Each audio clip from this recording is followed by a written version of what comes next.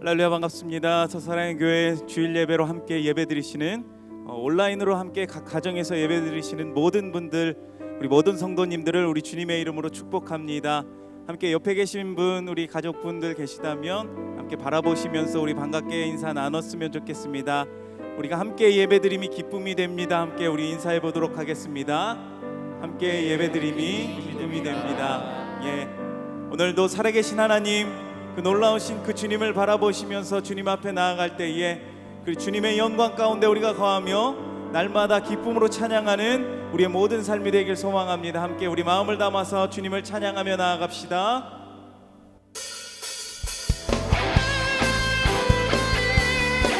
우리 함께 박수치며 주님을 찬양합시다.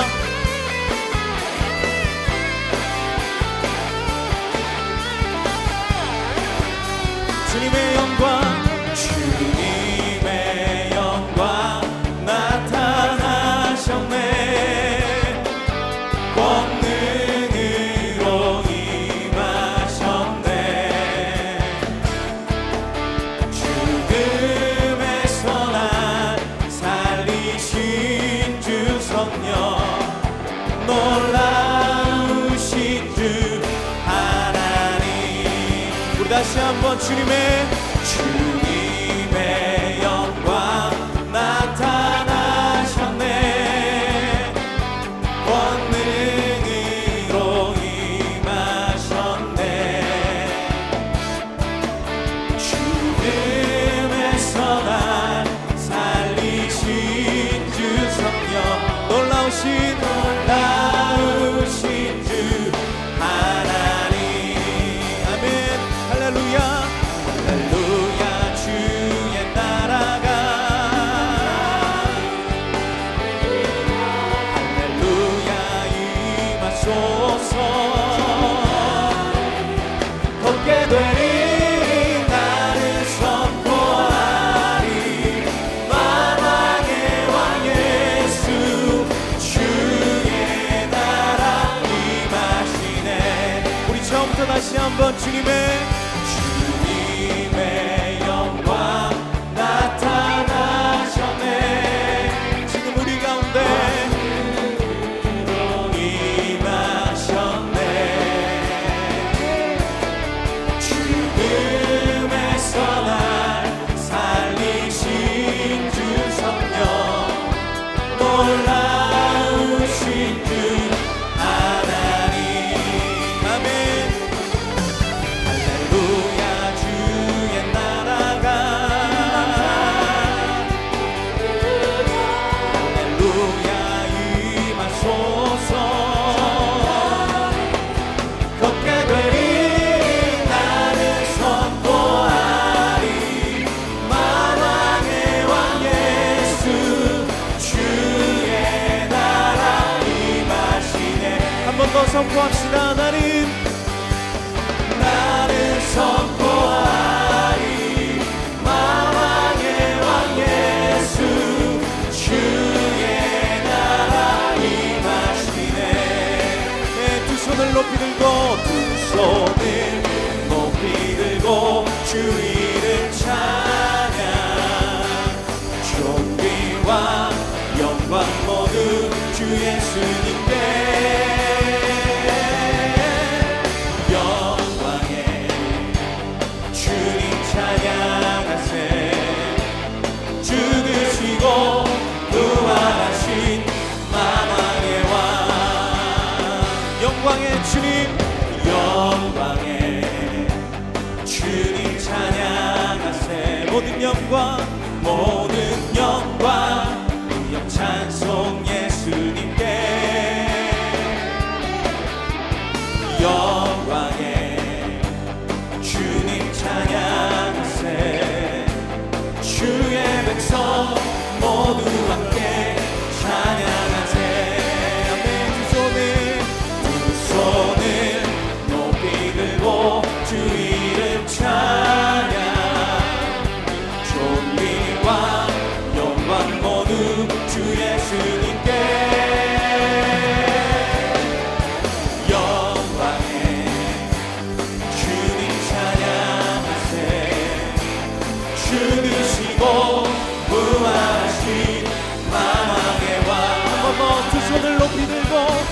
손을 높이 들고 주 이름 찬양 존귀와 영광 모두 주 예수님께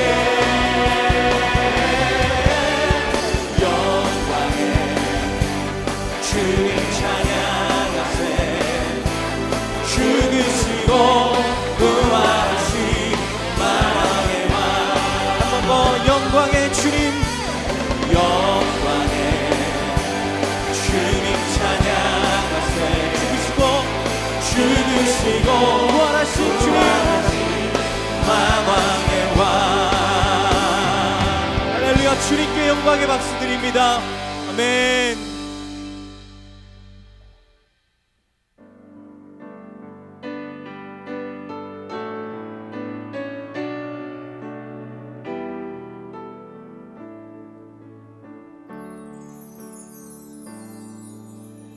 예수 하나님의 공의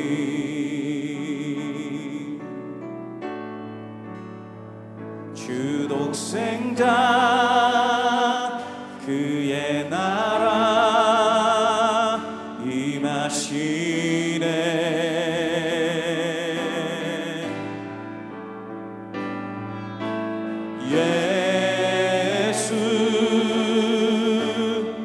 재물이 되신 주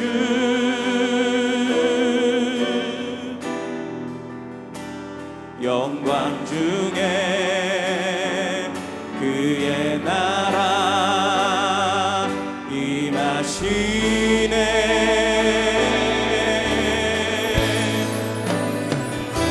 주의 나라 영원하며 그의 영광 무궁하리 왕의 위엄과 능력이 이제 임하였으니 주의 주권과 주의 통치와 주의 나라 힘과 권세 임하네 예수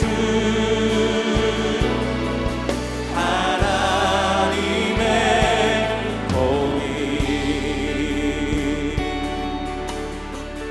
예수 하나님의 사랑 예수 하나님의 사랑 주내와 말씀으로 나타났네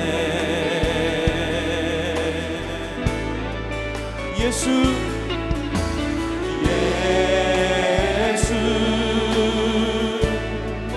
거룩한 하나님 영광 중에 그의 나라 임하시네 아멘 주의 나라 영원하며 그의 영광 무궁하리 왕의 위엄과 능력이 이제 임하였으니 주의 주권과 주의 통치와 주의 나라 힘과 권세 임하네 예수 하나님의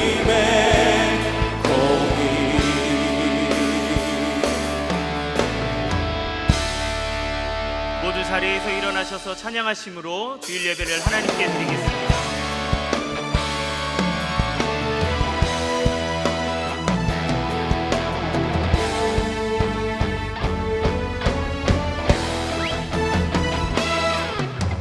빛나는 왕의 왕, 영광의 주님, 온 땅 기뻐하라, 온 땅 기뻐하라. 삼위의 하나님, 아바 성령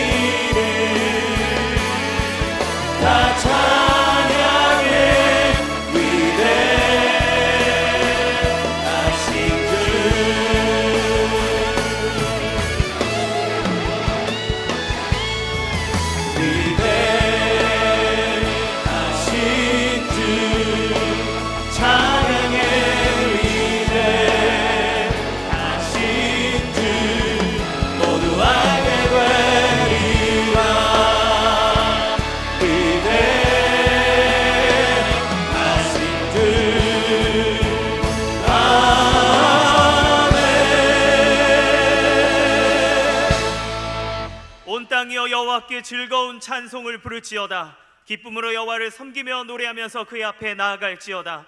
여호와가 우리의 하나님이신 줄 너희는 알지어다. 그는 우리를 지으시니요 우리는 그의 것이니 그의 백성이요 그의 기르시는 양이로다. 하나님은 영이시니 예배하는 자가 영과 진리로 예배할지니라. 아멘. 사랑하는 성도 여러분, 하나님이 기뻐하시는 예배는 상한 마음과 통회하는 심령이라고 하셨습니다. 이 시간 성령께서 깨닫게 하시는 잘못들을 가지고 진실한 마음으로 각자 입을 열어 참여하는 기도를 드리겠습니다.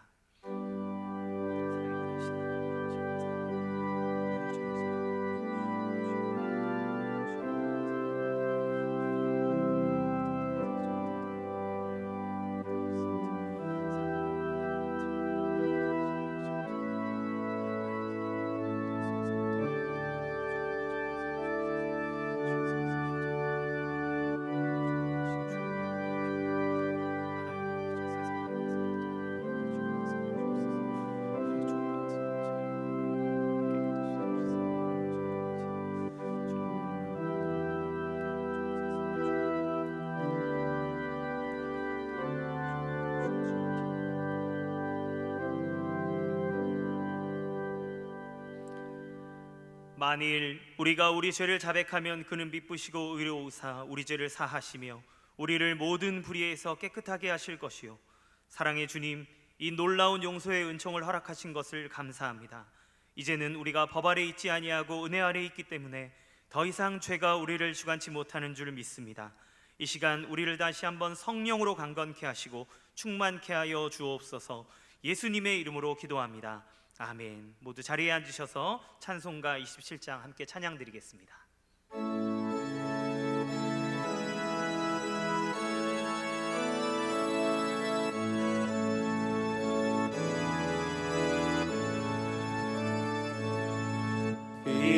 빛나고 높은 보좌와 그 위에 앉으신 주 예수 얼굴 영광이 해같이 빛나네. 해같이 빛나네.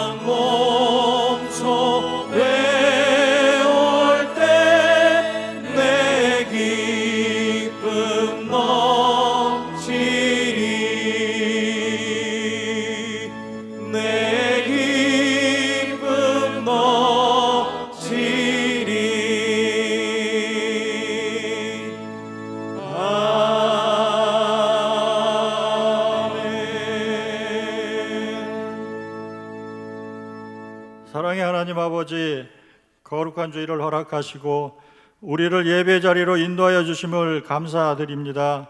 각 가정에서 온라인으로 예배드리는 모든 성도님들과 자녀들의 심령을 치유하시고 회복시켜 주셔서 전심으로 예배드리는 거룩하고 온전한 예배자의 마음과 태도를 허락하여 주시옵소서.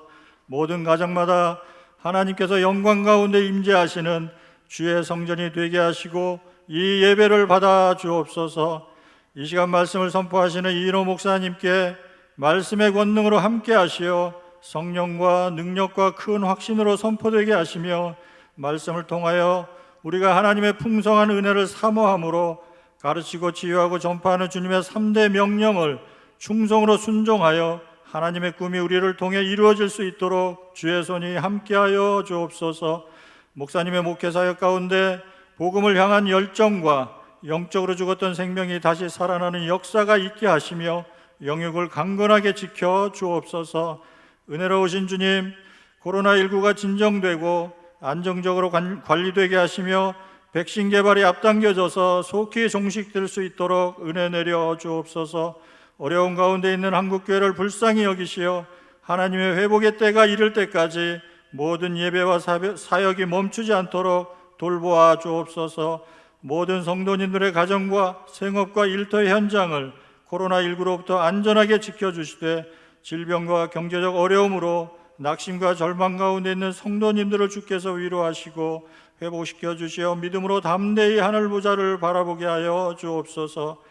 에녹 프로젝트 기간 동안 매일 말씀과 기도의 시간을 통해 주의 은혜를 감사하며 능력 있게 하루하루를 살게 하신 하나님, 내일부터 시작되는 가을 특별 새벽 부흥회를 통해서도 매일 새벽마다 모든 가정에 하나님의 충만한 은혜가 임하는 역사가 있게 하시며 말씀을 전하시며 기도회를 인도하시는 이인호 목사님께 성령 충만함으로 함께하여 주시옵소서.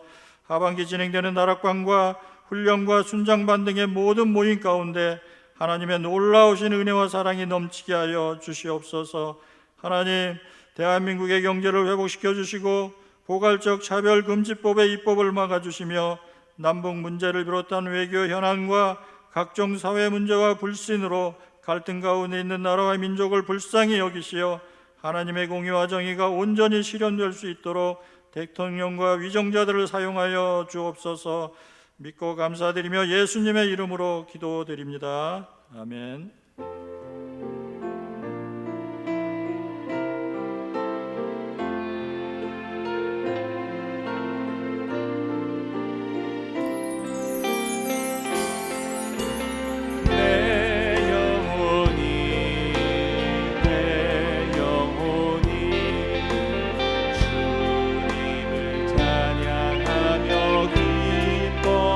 기뻐합니다.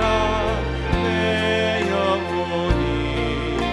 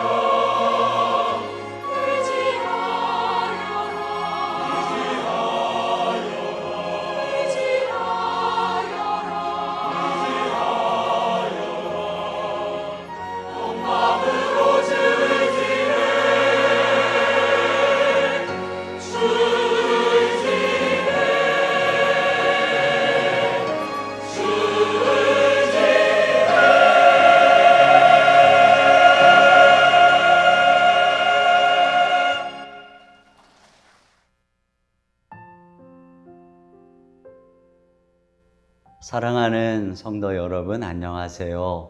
계절은 선선한 가을로 접어드는데 여전히 우리의 마음은 무겁습니다. 그것은 코로나19보다도 그 가운데에서 비난의 대상이 된 한국 교회 때문입니다. 과거 죽음의 핍박 그리고 전염병의 위기는 오히려 교회의 기회였죠. 그런데 오늘날 우리는 왜 위기를 맞이하고 있을까요? 그 위기가 바로 교회의 허약한 말씀의 기초를 보여주는 것입니다.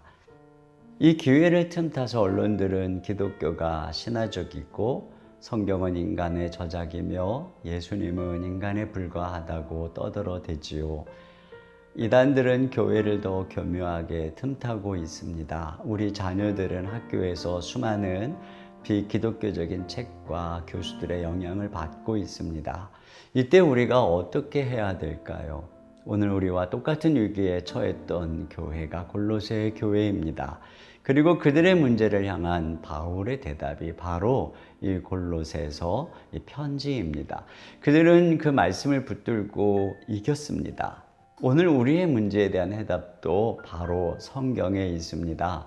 새벽마다 2주 동안 골로새서를 매일 연구하며 도대체 이 골로새서가 뭐라고 말씀하는지 통째로 알아야 합니다. 그렇게 말씀에 깊이 들어갈 때 우리 가치관이 변하고 지식에까지 새로워져서 그리스도에게까지 자랍니다. 그리스도에게 컨택할 때 그분으로부터 세상의 사상과 공격을 이길 지혜와 능력과 충만한 은혜를 얻게 됩니다. 여러분, 말씀으로 무장할 때입니다. 2주 동안 온 가족이 매일 새벽을 깨우며 우리 가정이 주님이 임재하시는 성소가 되게 합시다.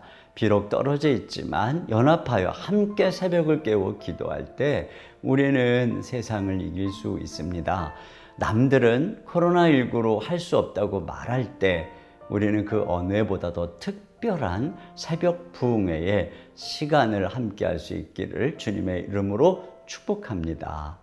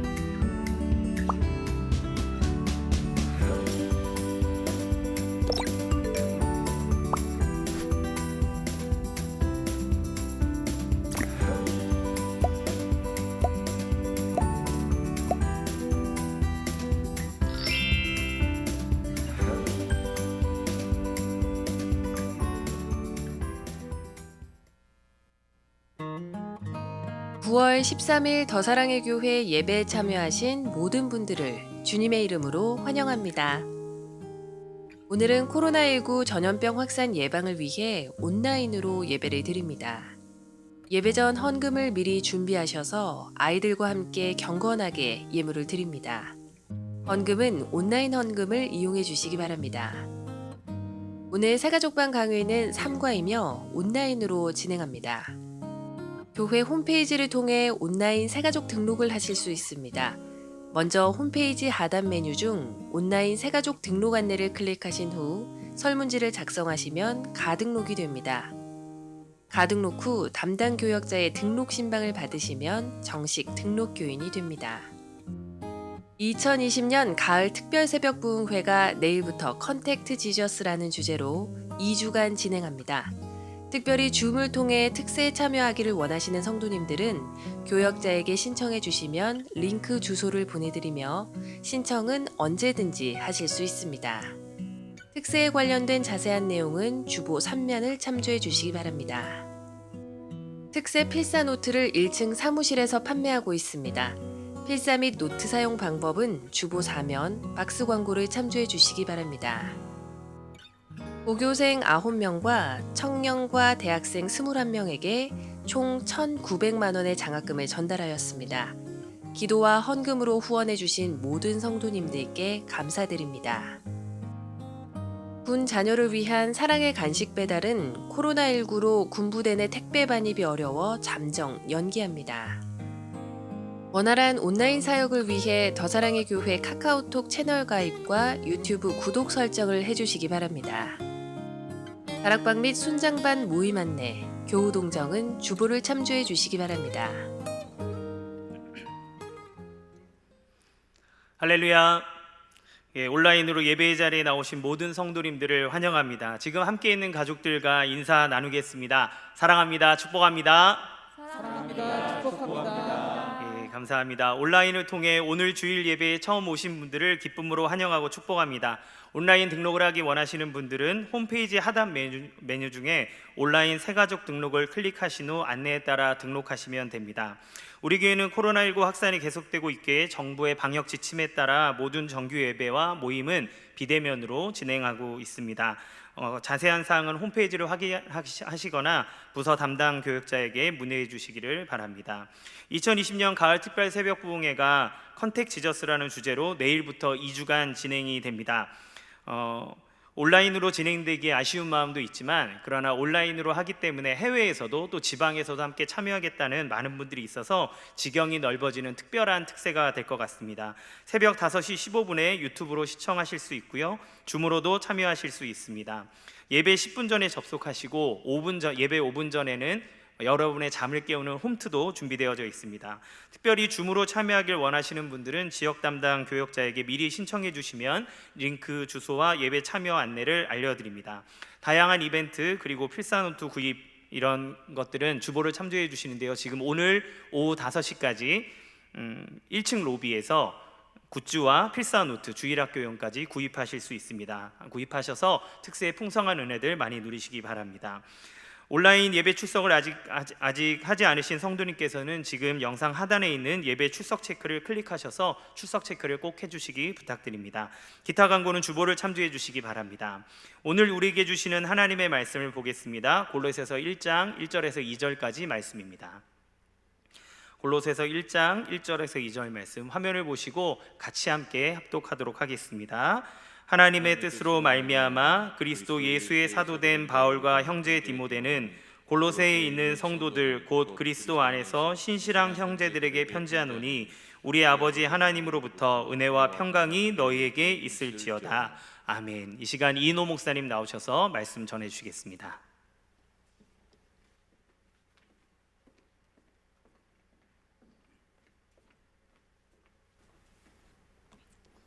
할렐루야. 여러분 주님의 이름으로 사랑합니다. 축복합니다. 우리 서로 사랑합니다. 축복합니다. 한번 같이 해보겠습니다. 네, 반갑습니다. 이렇게 영상으로 함께 예배하기 때문에 우리 가정이 예배의 처소가 오늘도 되고 있습니다. 여러분 예배드리는 그곳이 하나님 임재하시는 성소라고 하는 거룩한 곳이라는 생각을 마음에 꼭 담아 두셨으면 좋겠어요. 또 내일부터 2주간 동안 부지런히 새벽을 깨울 때 우리 가정이 확실한 교회가 되는 것입니다. 하나님이 늘 함께하는 그런 가정 만들기 프로젝트라고 생각을 하시고 온 가족이 말씀 안에 같이 일어나셨으면 좋겠어요. 교회에서 하면 4시 50분에 우리 특세 했잖아요. 그리고 오시려면 4시에는 일어나야 되고 근데 이렇게 온라인으로 하니까 5시 15분에 시작을 하고 여러 면에서도 여유가 있어요. 그래서 우리가 이 좋은 기회, 다음에는 이렇게 하라고 해도 못해요. 이런 특별한 기회에 특별한 은혜를 누릴 수 있기를 바라요. 태초에 땅이 공허하고 혼돈할 때 하나님의 말씀이 선포되고 창조의 역사가 일어났어요. 이처럼 우리의 영혼이 공허하고 혼돈에 빠져 있을 때, 우리 영혼에 하나님의 말씀이 들려질 때 드디어 질서가 생기고 새로운 창조의 역사가 일어나는 것입니다. 방황하던 어거스틴이 어느 날 로마서 13장 2절의 말씀을 듣고 그의 심령이 변화가 됐어요. 세상을 쫓던 무디 역시 요한복음 1장 12절의 말씀에 의해서 인생이 달라졌어요. 루터는 오직 의인은 믿음으로 말미암아 살리라는 말씀을 읽고 종교 개혁을 일으키는 위대한 인생이 되었습니다. 에스겔 해골 골짜기에 하나님의 말씀이 선포될 때 그들이 큰 군대가 되는 창조의 역사가 일어났지요. 왜냐하면 하나님의 말씀, 이 말씀은 살아있는 하나님의 말씀이고 창조의 말씀이기 때문이죠. 그러므로 우리의 인생에 말씀이 들릴 때 인생이 살아 움직이게 됩니다. 우리 인생에 말씀이 풀어질 때 인생이 해석이 되고, 말씀이 열릴 때 인생이 열리고, 말씀이 뚫릴 때 인생이 뚫리고, 말씀이 우리의 삶을 비출 때 우리의 인생 걸음이 인도함을 받는 것이죠. 그런 면에서 이 말씀이 어떻게 하면 내 인생이 열릴 수 있을까요? 첫째는 말씀의 권위 앞에 무릎을 꿇고 순종해야 합니다. 오늘 이 편지를 쓰면서 바울은 자기를 어떻게 소개하는가 보세요. 1절 상반절에 보니까 하나님의 뜻으로 말미암아 그리스도 예수의 사도된 바울과 형제 디모데는 이렇게 되어 있어요. 자기를 뭐라 그러냐면 하나님의 뜻으로 말미암아 사도가 되었다, 이렇게 소개하고 있어요. 그러니까 바울은 지금 개인으로서가 아니라 교회의 공적인 직분인 사도로서 이 편지를 쓰고 있다, 이걸 말하고 있는 것이죠. 여러분, 이 사도는 특별한 직분이에요. 예수님께서 12 사도를 임명하실 때에 산에 올라가서 밤이 새도록 기도하시고 그렇게 하셨습니다. 사도가 되려면 몇 가지 자격이 필요했어요. 첫째는 뭐냐면 예수님과 함께 생활하면서 예수님의 말과 행동을 직접 보고 들어야 하는 것이고, 두 번째는 예수님의 부활의 증인이어야 합니다. 바울 같은 경우에는 제자들처럼 예수님과 육체로 함께 하지 못했지만 부활하신 예수님에게 직접 부름을 받았습니다. 사도로. 그래서 고린도전서 15장 8절에 보면은 맨 나중에 만삭되지 못하여 난 자 같은 내게도 보이셨느니라. 그러니까 바울이 다메섹에서 부활하신 예수님을 만났는데 그게 맨 나중이었다고 그러죠. 그러니까 그 이후로는 없어요. 자, 이렇게 해서 주님께서는 사도들을, 그 사도들은 이 12제자 가룟유다를 뺀, 그리고 마띠아하고 예수님의 형제인 야고보하고 이 바울, 요 정도가 바로 사도로 초대교회에 불려진 자들이었어요. 그리고 세 번째로 그들에게는 성령님의 특별한 감동이 함께 했어요. 그래서 성령님께서 그들에게 예수님께 들었던 말씀이 생각나고 또 그것이 깨달아지고 예수님의 십자가와 부활을 통한 복음의 비밀을 계시해 주셨습니다. 그리고 그들이 그것을 편지로 쓰거나 가르칠 때 성령이 감동하셔서 오류가 없도록 그렇게 특별한 성령이 그들과 함께 하셨던 거죠. 그리고 그들에게는 표적과 기적들이 따르면서 그 말씀의 권위를 증거해 주었어요. 이것이 바로 사도들이었어요. 사도들. 그러니까 이 사도직은 아주 특별한 것입니다. 오늘 이 소개하면서도 뭐라 그러냐면은 자기는 사도지만 디모데는 형제라고 그러잖아요. 형제. 디모데가 얼마나 대단한 사람입니까? 그런데 그는 형제라는 것입니다.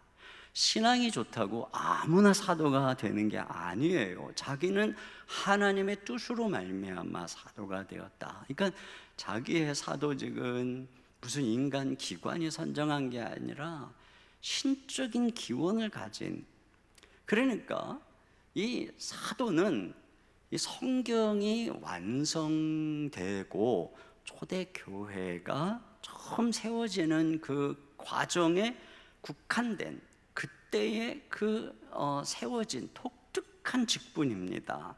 그래서 예수님의 이 제자들이 다 죽고 형제 야고보도 죽고 또 바울도 죽고 나서는 더 이상 이 땅에는 사도가 존재하지 않는 것이에요. 이 마지막 사도인 사도 요한이 죽고 얼마 안 되었을 때에 안디옥 교회의 감독이었던 이그나티우스는 로마 교회에 보내는 편지에서 이렇게 얘기를 합니다. 저는 베드로나 바울처럼 여러분에게 명령하는 게 아닙니다. 그분들은 사도였습니다. 저는 죄인일 뿐입니다. 그러므로 어떤 사람이 오늘날 자기가 사도다, 이 사람은 거짓말을 하는 것이고, 이런 사람을 이단이라고 하는 것입니다. 그러면 왜 주님께서는 사도를 세웠을까요? 자, 이 사도의 권위가 어디에 있는 걸까요? 구약에는 선지자를 세워서 하나님의 말씀을 전하게 하듯이 신약에는 사도들을 세워서 그리스도의 말씀을 전하게 하는 것입니다. 그러니까 사도들은 자기의 생각과 말을, 자기가 깨달은 걸 얘기하는 사람이 아니라 자기가 그리스도에게서 받은 말씀, 계시의 말씀을 전하는 사람입니다. 그래서 바울은 갈라디아서에서 자기가 전한 복음 있잖아요. 그 복음 외에 다른 것을 말하면 하늘에서 온 천사뿐 아니라 자기 자신조차도 저주를 받을 것이다. 그러니까 자기가 전한 복음이 자기가 지어내거나 연구한 게 아니라 예수님의 계시로 말미암은 것이기 때문에 자기 자신조차도 다른 얘기를 할 자유가 없다는 것이에요. 그러므로 이와 같이 그들은, 사도들은 하나님의 말씀의 대언자였던 것입니다. 그러니까 사도들의 권위가 곧 그리스도의 권위였고, 그리스도의 권위는 곧 하나님의 권위였던 것이지요. 그러면 우리는 사도가 쓴 편지, 즉 사도를 통해서 기록한 하나님의 말씀에 대해서 우리는 우리의 생각을 얘기하거나 반대하거나 할 자유가 없는 것입니다. 제가 아주 오래전에 대학부를 지도할 때 리더들하고 성경 공부를 할 때였어요. 하나님 말씀을 펴놓고 이런저런 말씀을 나누면서 또 주고받고 이렇게 함께 말씀을 공부하는데, 어떤 자매 리더에게 부딪힌 거예요. 자기 생각하고 다른 그러한 부분들을 하나님 말씀에서 발견한 것입니다. 그러니까 대뜸 그 자매가 이렇게 얘기를 했어요. 목사님, 이건 바울의 생각 아닙니까? 목사님, 이건 바울의 생각 아닙니까? 저는 진짜 너무 깜짝 놀랐어요. 그렇게 얘기하는 그 자매의 당돌함과 그 무지함에 정말 깜짝 놀랐어요. 지금까지도 너무나 생생해요. 아니, 어떻게 리더가 그런 말을 할 수 있을까요? 여러분, 이 편지에 대해서 마치 한 인간의 말인 것처럼 그렇게 자기의 생각으로 반대하는 사람에 대해 성경은 뭐라고 말할까요?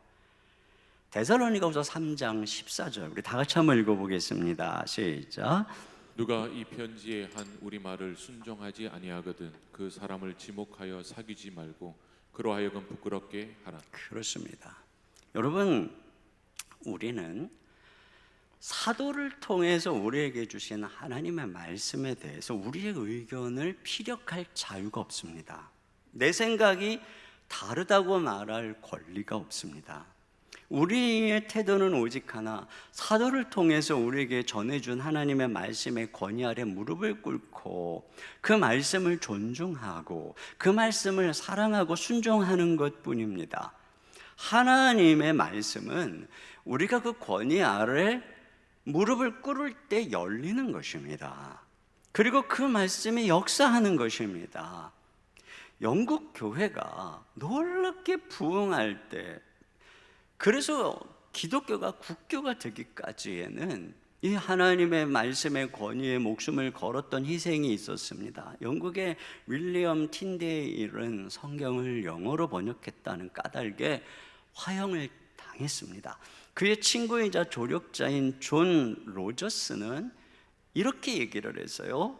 의회 앞에서 하나님이 의회 법안에 복종하는 게 아니라 의회가 하나님의 말씀에 복종해야 한다. 하나님의 말씀은 어떤 사람에게도 복종하지 않는다.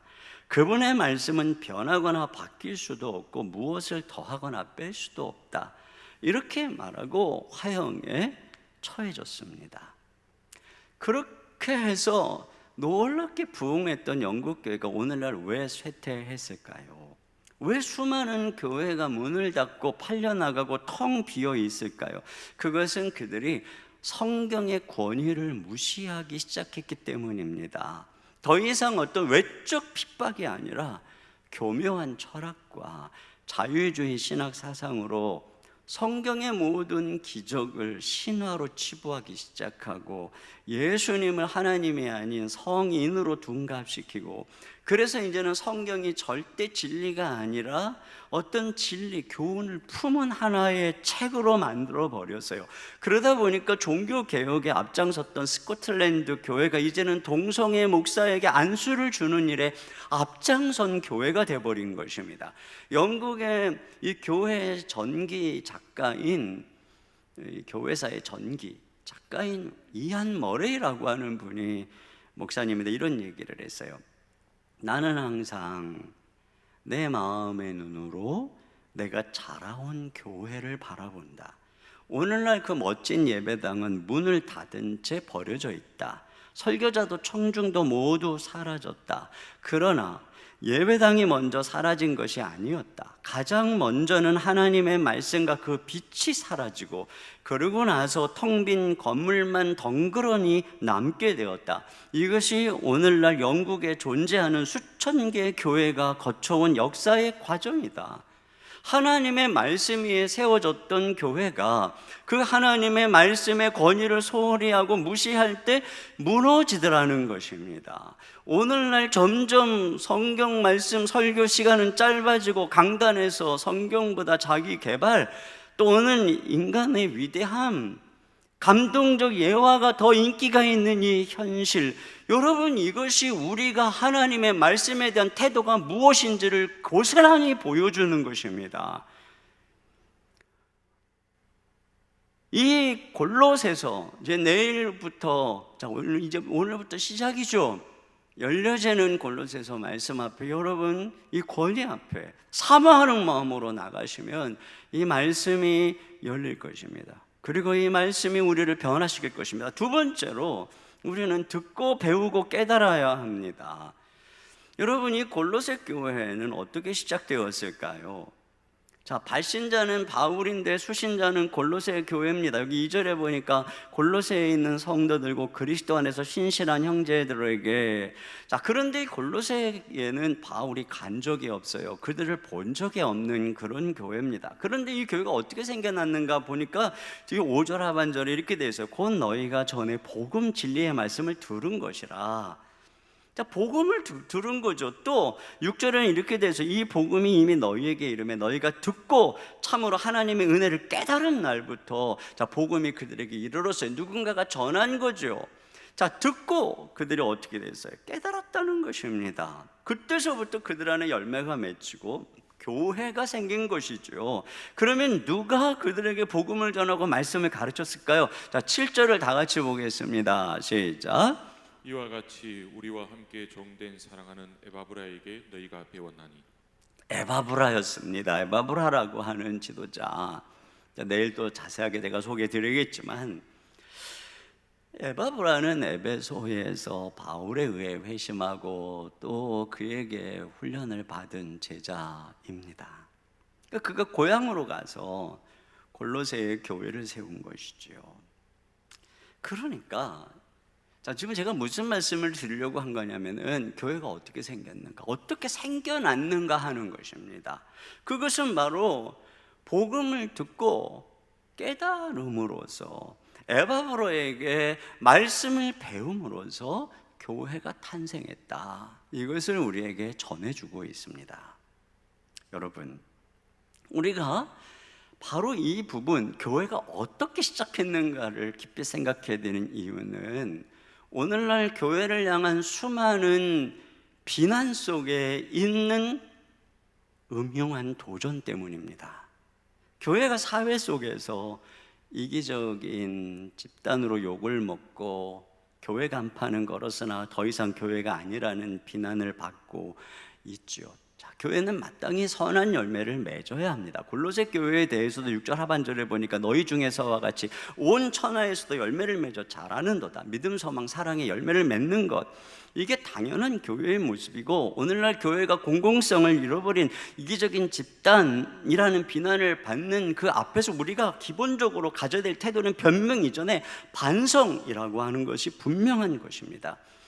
이 비난을 우리가 달게 받아야 하지만, 그러나 이 비난을 틈타서 교묘하게 교회에 들어오는 이런 주장에 주목해야 합니다. 오늘 교회의 문제는 너무 자신들만의 배타적인 교류에 있는 것이 아닌가.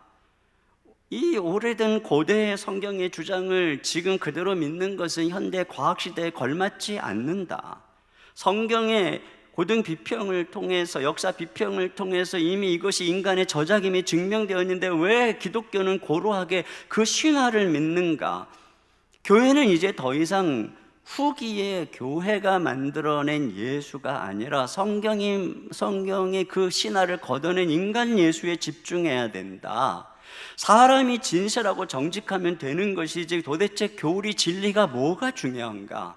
관대하게 베풀고 항상 남들을 도우려는 희생적인 삶을 살아가는 삶이 진정 그리스도를 닮은 삶이 아니란 말인가?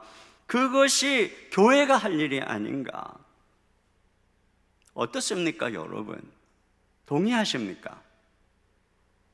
이렇게 성경을 윤리책으로 만들고 기독교를 선한 삶으로 만들어버리는 것이죠. 자, 이러한 도전에 많은 교회들은 헌금을 모아 사회에 기부하고 구제하는 일을 하고 실문을 홍보하는 일에 열의를 보이고, 우리 교회도 마찬가지죠. 지자체와 긴밀히 협력해서 여전히 우리가 선한 일들을 하고 있는 그런 지역사회를 존중하고 있는 교회라고 하는 것을 보이려고 애를 쓰고 있어요. 자, 이런 노력이 불필요한 것은 절대로 아닙니다. 하지만 우리는 성경에서 전혀 다른 것을 발견합니다. 이런 도전에 대한 성경의 대답은 과연 무엇일까요?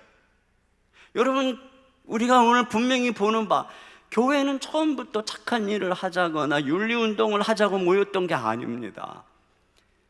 교회를 생겨나게 한 것은 복음 진리의 말씀이었죠. 선한 행위를 동원해서 착한 사람들을 모아 만들어진 것이 아니라 복음을 듣고 배우고 깨달음으로 생겨난 공동체입니다.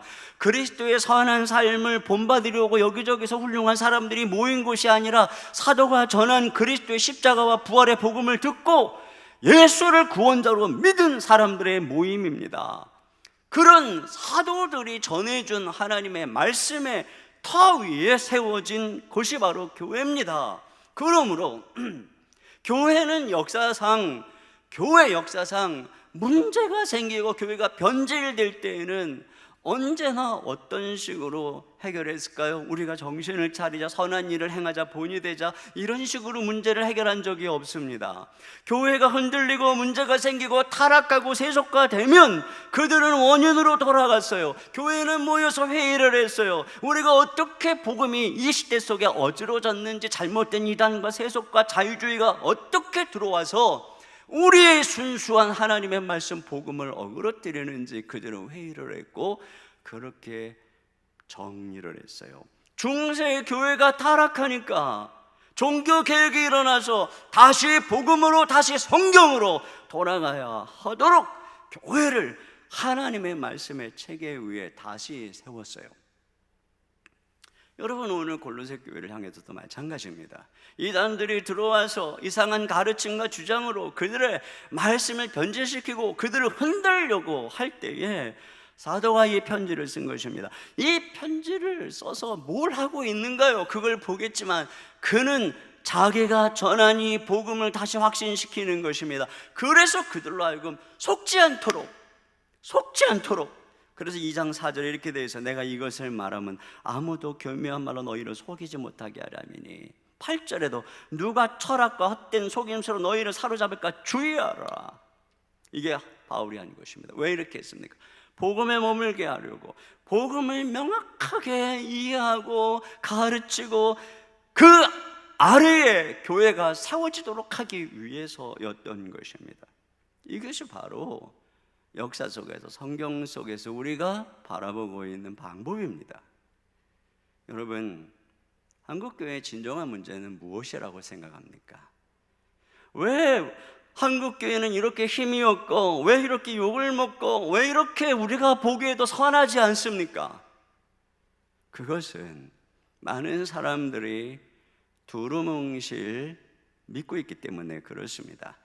덮어놓고 믿고 있기 때문에 그렇습니다. 교회를 오래 다녀도 성경을 모르기 때문에 이 골로새 교회가 한 것처럼 복음을 듣고 깨닫지 못한 사람들이 태반이기 때문에 그들은 에바브라라고 하는 좋은 지도자에게 배웠는데, 오늘날 성도들은 겨우 예화와 간증으로 채워진 30분 설교를 들은 것 외에는 성경을 제대로 배워본 적이 없는 사람들이 태반입니다. 그러니까 한국교회는 복음을 듣고 배우고 깨닫고 생겨난 그런 교회라고 과연 할 수 있을까요? 성경이 말하는 정상적 교회라고 할 수가 있겠냐는 것입니다. 여러분은 교회를 뭐라고 생각합니까? 기독교를 뭐라고 생각합니까? 선한 일이라고 생각합니까? 영국의 위대한 설교자, 많은 사람들이 지금까지도 존경하고 영향을 받는 마틴 로이드 존즈는 이렇게 얘기를 했어요. 들어보세요. 기독교는 교리의 집합체이다. 기독교는 말씀이다. 기독교는 우리의 감정이나 의지가 아니라 먼저 지성에 도달하는 메시지이다. 기독교는 지성적인 종교요. 그래서 기독교는 배우지 않으면 안 된다.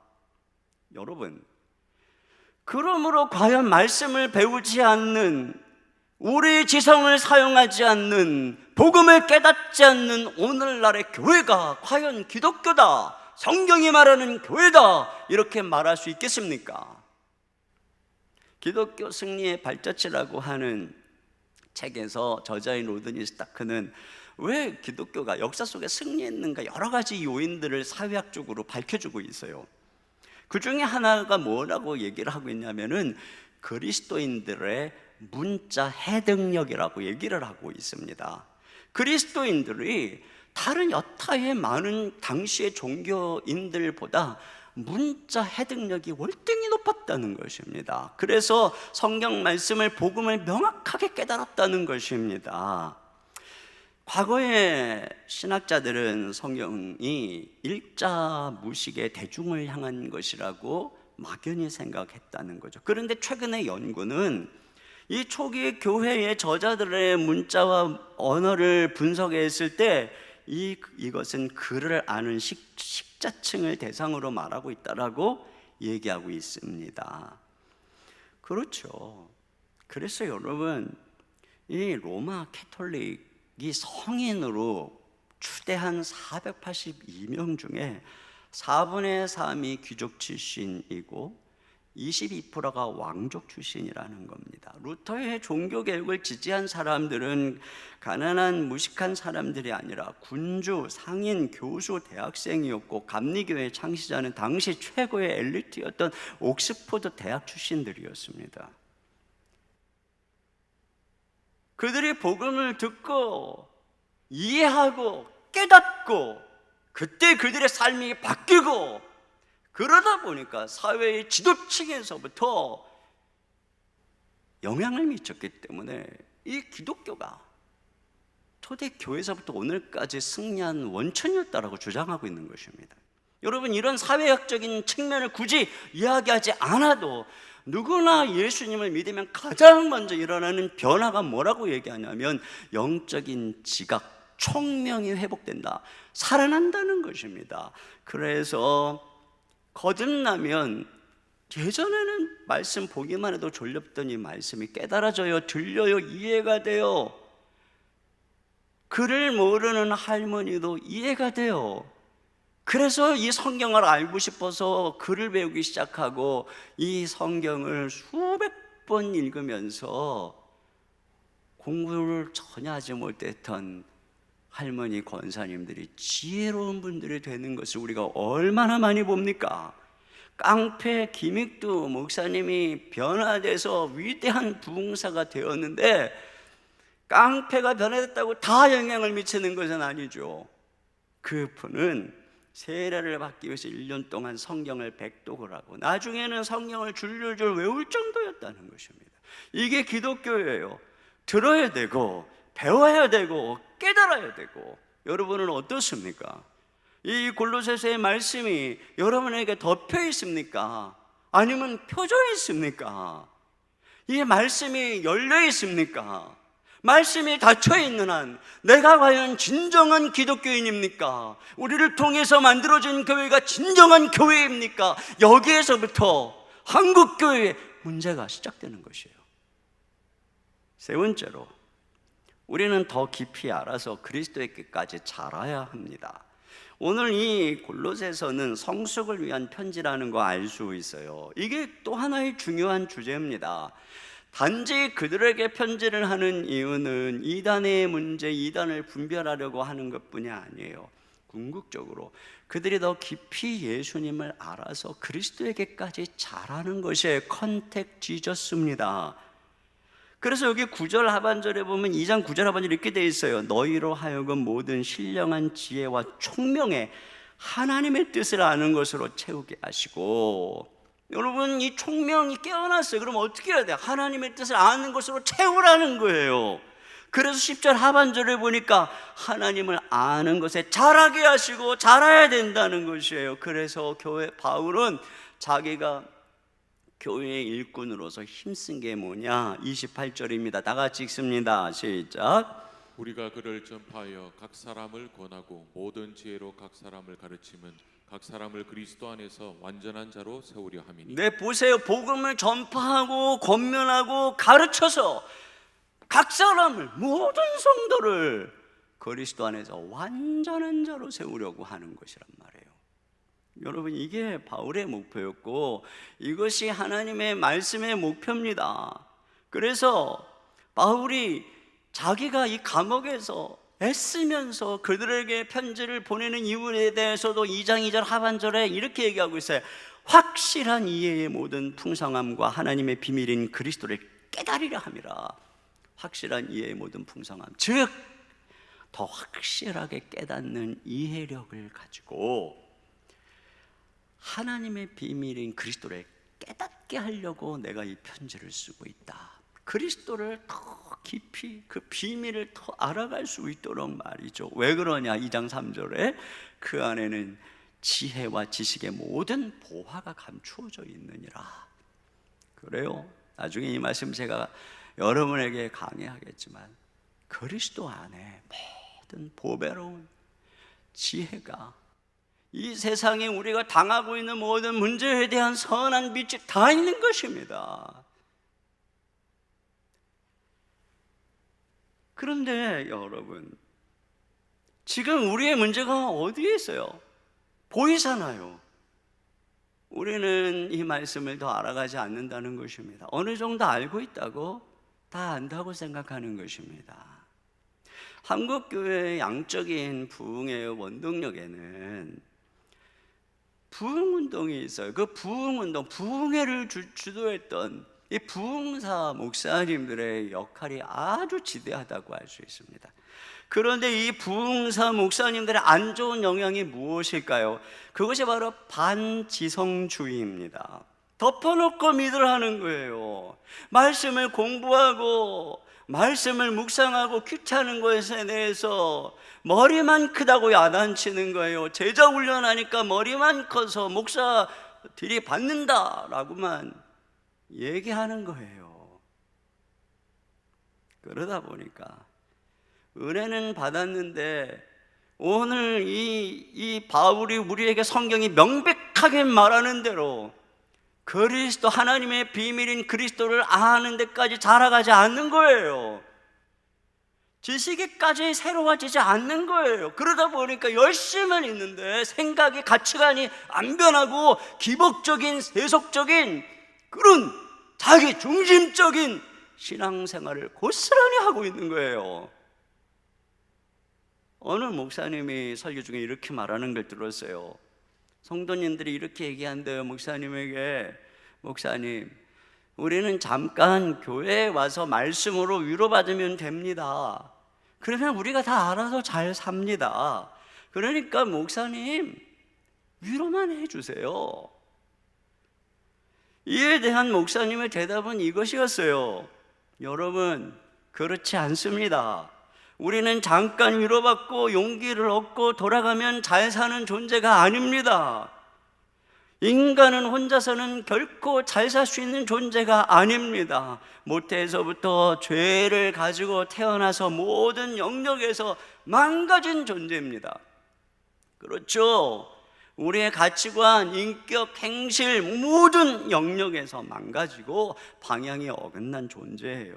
그러니까 우리 스스로 그럴듯하게 착하게 잘 살고 있다고 생각하는 순간에도 우리 내면 깊은 곳에는 온갖 야망, 불순한 동기, 이기심이 가득한 존재입니다. 그러므로 쉼없이 살았고 운동력 있는 하나님의 말씀으로 우리가 권면을 받고 바르게, 때때로는 책망을 받으면서 말씀으로 빚어져야 됩니다. 가르침을 받아야 되는 존재예요. 그래서 어떻게 해요? 지식이까지 새롭게 되어야 되는 것입니다. 여기 10절 말씀, 자 10절 말씀 우리 다 같이 한번 읽어보겠습니다. 시작. 새 사람을 입었으니 이는 자기를 창조하신 이의 형상을 따라 지식에까지 새롭게 하심을 입은 자니라. 그렇습니다. 우리는 이런 존재가 돼야 된다는 거예요. 지식에까지 완전히 새롭게. 그럴 때 비로소 우리는 흔들리지 않아요. 그럴 때 친정 예수 그리스도의 장성화 분량에 있는 하나님의 사람으로서 영향력 있는 삶, 이런 교회가 한 시대를 변화시키는 위대한 하나님의 사람들이 되는 것이에요. 제가 정말로 좋아하고 본받고 싶은 목사님은 조나단 에드워즈 목사님입니다. 이분을 보면 한 사람이 어려서부터 성경으로 하나님의 말씀으로 빚어질 때 얼마나 영향력 있는 인생을 살아낼 수 있는가를 고스란히 보여주는 분이 바로 조나단 에드워즈 목사님입니다. 이분의 아버지도 목사님이셨어요. 근데 그분은 어려서부터 조나단 에드워즈를 매일 성경 읽고 묵상하고 기도하는 습관을 들이도록 훈련을 했습니다. 6살에 라틴어를 가르치고 또 헬라어 히브리어를 능통하게 13살 이전에 배우게 하고 13살에는 예일대학에 입학을 합니다. 그리고 20세에 그 대학의 교수가 됐어요. 그러니까 기본적으로 천재적인 머리가 있었던 것 같아요. 자, 그가 23살에 목사 안수를 받습니다. 그리고는 노샘프턴에 담임 목사로 섬기게 되는데 거기서 설교를 할 때 하루에 12시간씩 성경을 연구합니다. 그리고 설교는 2시간씩 합니다. 그러던 가운데 어떤 일이 일어났을까요? 노샘프턴에 부흥이 일어납니다. 그 지역 주민 전체가 거듭남을 체험하고 회심하는 역사가 일어나고 그것이 여러 마을과 시골로 번져갑니다. 이것이 발단이 돼서 미국의 1차 대각성 부흥운동이 일어나고 그것에 이어서 2차, 3차, 그래서 오늘날의 미국 교회의 기반이 된데 바로 이 한 사람 조나단 에드워즈가 있어요. 그래서 마틴 로이드 존즈 목사님이 이런 얘기를 했어요. 청교도가 알프스 산이고 루터와 칼빈이 히말라야 산이라면 조나단 에드워즈는 에베레스트 산과 같다. 그 정도로 신학적으로 사상적으로 위대한 영향을 미친 인물입니다. 여러분이 아마 한 번쯤 들었을 거예요. 그분이 남긴 후손에 대해서 1400명을 조사를 했는데 14명이 총장이었고 후손 중에 100명 이상이 신학자와 목회자요, 100명 이상의 법관과 판사가 배출되고 60명 이상의 의사, 70명 이상의 작가와 언론인, 65명의 교수, 상원의원 3명, 주지사 3명, 부통령 1명, 군 고급 간부 25명 등이 배출되었다는 것입니다. 그리고 그들이 하나님을 사랑하고 이웃을 사랑하라는 이 모토 아래서 가르침을 따라서 사회에 봉사하고 교회를 세워가는 주역들이 되었다는 것입니다. 이것이 바로 하나님의 말씀이 우리 속에 행하는 거예요. 하나님의 말씀이 뭘 갖다 붙인다고 하는 게 아니라 하나님의 말씀 앞에 무릎을 꿇고 하나님의 말씀을 듣고 배우고 깨닫고 그 말씀을 통해서 예수님에게까지 자라가기를, 이게 교회라는 것입니다. 이것이 오늘날의 교회를 만들어낸다는 것입니다.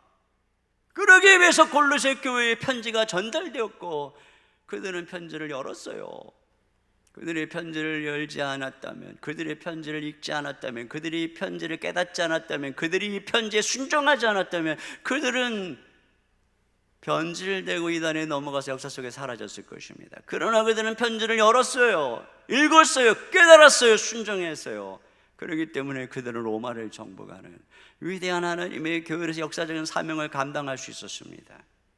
여러분, 말씀은 선택사항이 아닙니다. 내일부터 새벽 2주간을 깨워서 골로새로 들어갈 때에 열심히 필사하면서 2주간 동안 통째로 골로새서를 보십시오. 띄엄띄엄 여기저기 한두 절, 또 뭐 일주일에 한 절 읽고 또 그 다음 한 절, 이거 말고 우리가 지금 특세 때마다 하는 게 그것 아닙니까? 로마서도 그렇게 했고요, 갈라디아서도 그렇게 했고요, 에베소서도 그렇게 했고요, 히브리서도 그렇게 했고요, 요한계시록도 그렇게 했고요. 그 전에도 개척 초창기부터 17년 동안 그렇게 해왔어요. 2주 동안 이 골로새서가 뭐라고 하는지 주목하십시다. 그리고 이 말씀 앞에 우리 온 가족이 함께 무릎 꿇고 주님께 기도하고 같이 읽고 또 같이 서로 은혜 나누면서 말씀 앞에 비저쩍 갈 때, 거기서부터 여러분 위대한 우리의 자녀들이 잘하는 것이 이 말씀이 우리를 지혜롭게 하고 원수보다 승하게 하는 위대한 역사가 일어나는 것입니다. 내일 새벽 5시 15분입니다. 꼭 기억을 해주시고, 우리 이 시간에 같이 부르고 싶은 찬양, 원하고 바라고 기도합니다라고 하는 찬양이에요. 원하고 바라고 기도, 뭘 원하고 바라고 기도하겠어요? 예수님처럼 되길, 주님의 꿈이 나의 비전이 되길, 예수님의 성품이 내 인격이 되길, 성령님의 능력이 나의 능력이 되길 말이죠. 우리 이 시간에 이 찬양 함께 부르면서 주님 말씀 앞으로 나가겠습니다.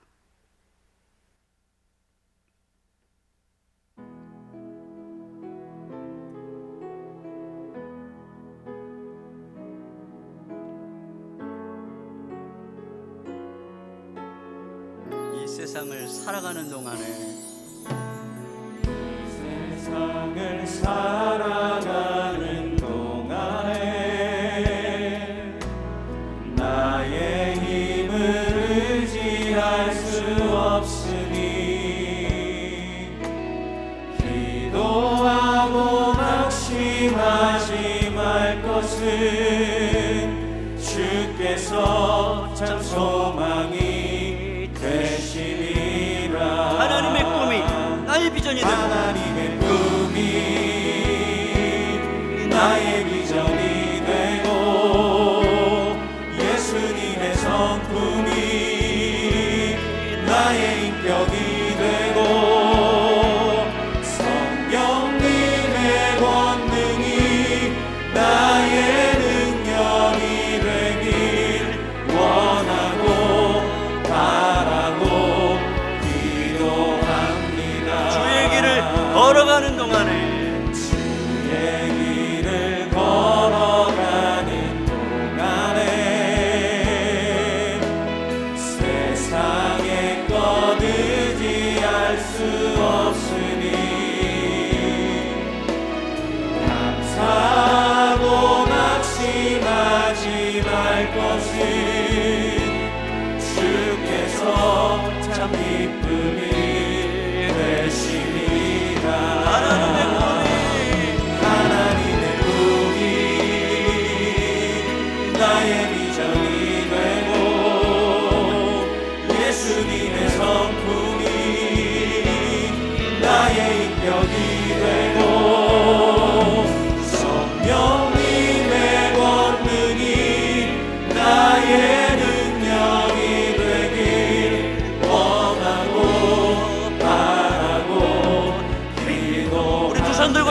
합니다. 하나님의 꿈이 나의 비전이 되고 예수님의 성품이 나의 인격이 되고 성령님의 권능이 나의 능력이 되길 원하고 바라고 기도합니다. 우리 시간에 같이 기도하겠습니다. 기도 제목을 제가 읽어드릴게요. 말씀의 권위 앞에 무릎 꿇고 순종하는 자가 되게 하소서. 교회를 탄생케 한 진리의 말씀을 듣고 배우며 깨달아 진정한 교회의 영광을 회복하게 하소서. 모태에서부터 죄를 가지고 태어나 모든 영역에서 망가진 우리가 쉼없이 말씀으로 인도받고 깨달아 주님을 더욱 알아감으로 그리스도에게까지 자라가게 하소서. 내일부터 새벽을 깨워 골로새서 말씀을 돌파함으로 우리의 삶과 가정의 교회가 되고 믿음의 명문가가 되는 축복을 누리게 하소서. 우리 이 시간에 다 같이 한 목소리로 기도하겠습니다. 하나님 아버지, 참으로 감사합니다.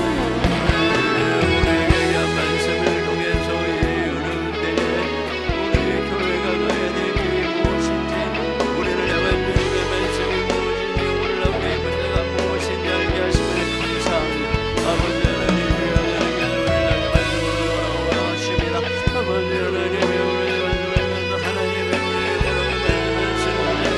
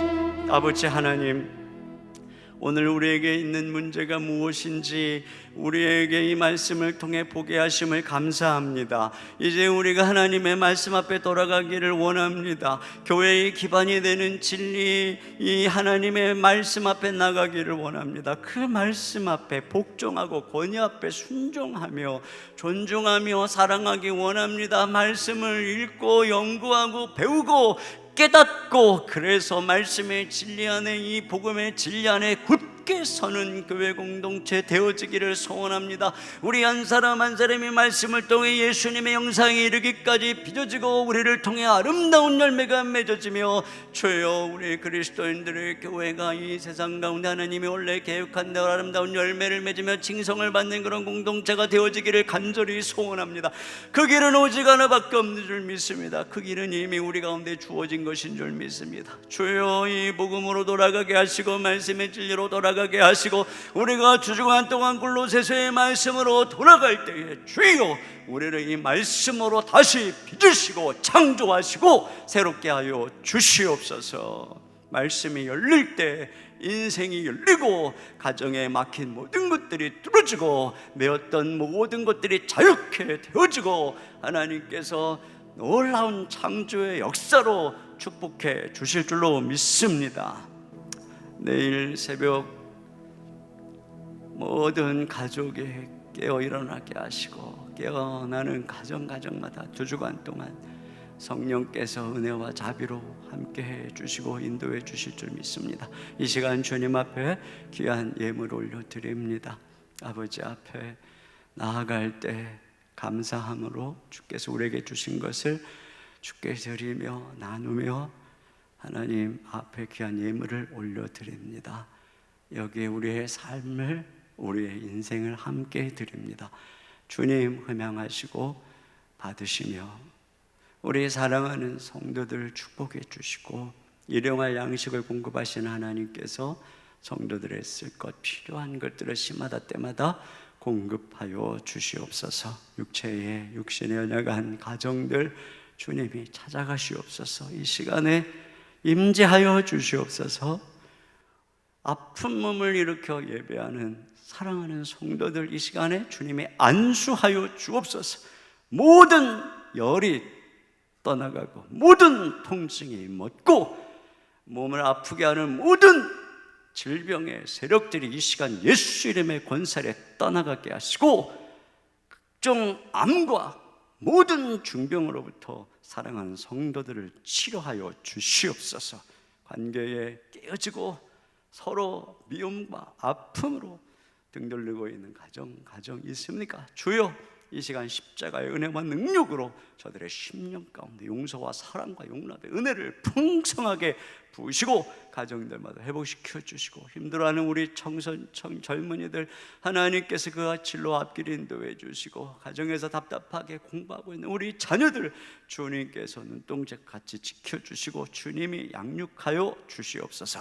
감사드리며 우리 주 예수님의 이름으로 축복하고 기도하옵나이다. 아멘. 우리 하나님께 준비하신 헌금을 드리겠습니다.